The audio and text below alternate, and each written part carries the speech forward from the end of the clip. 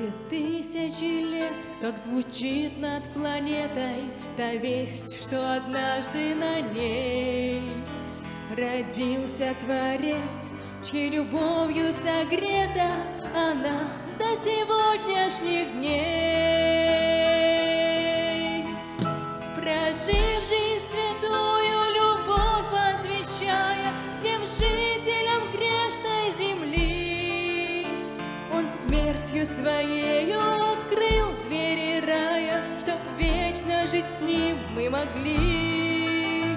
Он смертью своею открыл двери рая, чтоб вечно жить с ним мы могли. Та весть пронеслась сквозь туман лихолетий и вихри военных ветров, сквозь мрак и невежество прошлых столетий и силу железных оков. В огне инквизиции она не сгорала, вздымаясь с пламенем ввысь, лучами любви, как заря, воссияла, даруя прощение и жизнь. Лучами любви, как заря, воссияла, даруя прощение и жизнь. Все те, кто душою доверились Богу, свободу от дьявольских уз, навек обрели и к спасению дорогу, что сам проложил Иисус.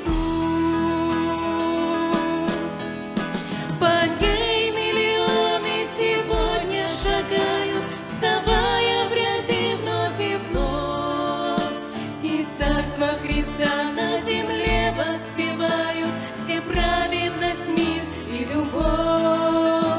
И царство Христа на земле воспевают все праведность, мир и любовь. Гряди, наш Спаситель, с великой надеждой поднимем свой взор к небесам, где ты в белоснежных небесных одеждах на облаке явишься нам. Тебе аллилуйя, тебе поклонение несется с восторженных уст. Мы в скором спасенных из всех поколений прославим тебя, Иисус. Мы вечно петь будем тебе без хваления, любимый Господь Иисус.